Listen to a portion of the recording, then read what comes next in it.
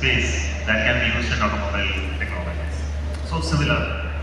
Absolutely, and I think as with smart cars and aspects thereof, there are certainly straight away those use cases are fairly apparent, and I think that I hope that develops into a more engaging and more lasting conversation with some actual benefits being accrued to the automobile industry. Moving on, so we've underscored the importance of this sector and the importance that is being accorded to it by the government of India by the fact that there is we've had 3 or 4 policies in the last 2 or 3 years. We've had the FDI sector opening up, which was released in February of last year, and finally by notification in April in 2024. We've had various entities submitting applications to be permitted to invest through that particular route, and that process is ongoing. What's the next step? Yes, the policy framework is there. Yes, the regulations are permitting investments to thrive, not just local investment but foreign as well. But now it's a question of where we get the money from.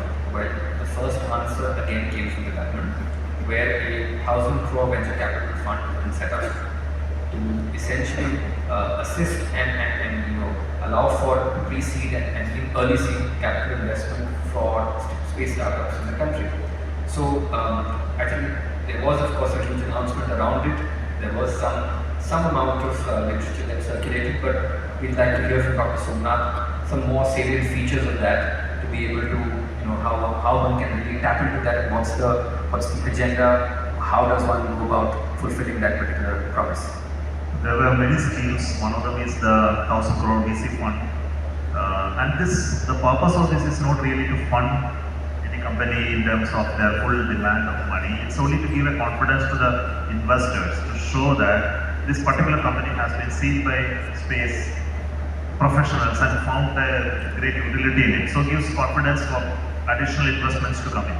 I think that's the primary goal of the VC funding. And the VC funding is now going to be operated by a fund operator, professional fund operator, which will be announced soon, and the norms of selecting and supporting such will be released soon. So that's the next step. It's still not made operational. I think that has to happen. Yeah, I think it's going to be AIF under the SEBI rules, etc. Yes. So then another 2 initiatives that we have taken recently is to create a fund for helping startups and companies to scale up their technology from TRL 3, 4 level to 8, 9 level. So this funding is also given as a grant now, and this is already, the government approval process is already getting completed. Up to 25 crore can be given for technology upgradation alone with no commercial goals identified. Some industry wants to take up that particular job, they can identify TRL 3 for technology and then invest this much of money to take it to scale that. And then if it is successful for induction to a commercial program and you get a return out of it, then you need to pay back. If you are not successful, don't pay back. Now this type of announcement is already there for almost 500 crore has been identified for it. And another step is to create a space parks or space support cells across various states.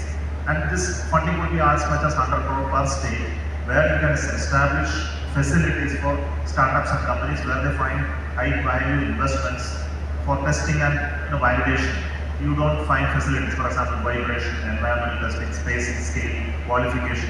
Such facilities will be created by the department, and this facility will be under the state government's control in some space park. Suppose the state government identified a space park location where there are many companies. Such a facility will be created on government cost and will be run on a commercial basis. So such initiatives are taken primarily to help startups and companies to come in. This would be akin to the STTI. The software technology parks? No, here the goal of setting up the space park lies with the role of space park setting with the state governments only, and it's not by the present government.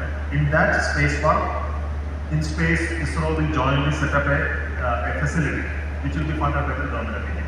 I think there was some conversation around setting up such a space park in Kerala sometime in 2020. It's already set up. And many others are coming up. Because I think that process had slowed down a little because of COVID, but then I think they went up to some speed. In light of that response that we've just received from Dr. Somanath J, I wanted to ask you, you've had a certain amount of experience in this particular industry, worldwide, and you've seen this. What, according to you, would be the ideal scenario for access to funding? Would it be venture capital? Would it be private equity? Would it be a combination of these? Would it be public-private partnerships? Would it be grants? Your take on that? Thank you. I actually just want to weave in the question that you asked Hussein, because if you're thinking about investing in space, a couple of things. One, you can look at what's been successful already internationally. And globally, there are very mature markets for space. They think about a lot of the infrastructure and the platforms and the services as very mature activities that you can be involved in and you can fund. So there are obviously angel grants, there are academic spin-offs, something that we've talked a lot about in India and other ways. Academic spin-offs around NASA centers really drive a lot of kind of new ideas and activities, and then they can tap the more traditional venture capital and move up to mezzanine and then ultimately be mature and do debt capital or go for an IPO and things of that nature. There's also a whole insurance market that helps the private sector manage risk in a way that governments basically self-insure. A satellite blows up and they're like, oh, do you want to build it again? In the private sector, everything's insured. So yes, there's some disruption, but at least financially there's some ability to recoup that. And so I would think that India could look to replicate some of those sorts of activities in its very strong financial sector, right? And so that's kind of one thing, and it's all of the above there, but also look at some things that have been very successful already internationally. Get some of the national banks, private sector banks, the insurance companies to consider space as part of their overall portfolio. And the second question is, what do you want to fund? And that's where I'm going back to that initial question on disruption. And if you're looking at disruption from a commercial point of view, right?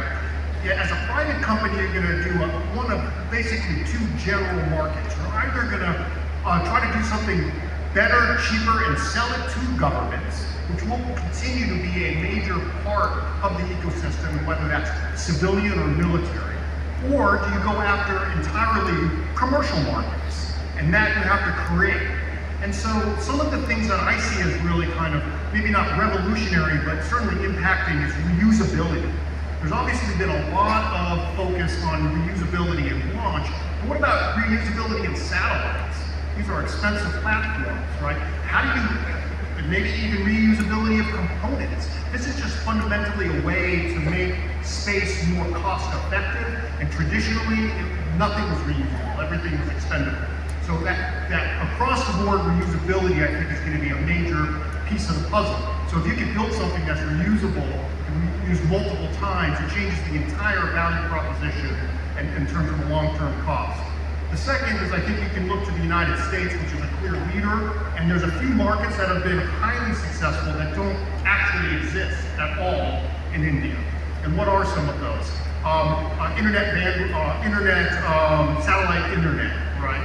Whether it's geostationary with high spot beam Ka satellites, and I don't want to get too technical, or it's some of the new, low Earth orbits, right? That is an entire market that then generates internet connectivity in places that you currently do not have it. That has an incredible amount of follow-on effect. Imagine a fisherman who could get real-time fishing data, and then share it with somebody else.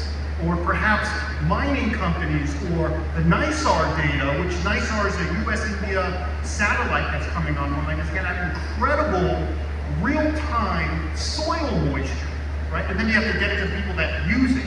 Hey, the timing is right to go plant your seeds today, tomorrow, or yesterday. That sort of thing is going to be really, really valuable. The third thing that I think India needs to look at is terrestrial satellite integration in telecoms networks. Telecoms is one of the biggest sectors globally, and SATCOM is the biggest sector in space. If you're able to integrate SATCOMs formally into the edge of the network, into the cell phone itself, it changes the entire cost structure of telecommunications, from towers to fiber optics and things of that nature. And the last thing I'll just mention is something as simple as satellite radio. Obviously a very vibrant sector in the United States, very mature. And I can think back to my very first time in India, where World Space launched here. And government regulation, if I may say, killed it because they weren't allowed to put it into cars. So you had a radio that was satellite-based, but they couldn't put it in the car, which was the model. But it's a very, I think, a vibrant market in the United States. So, back to you.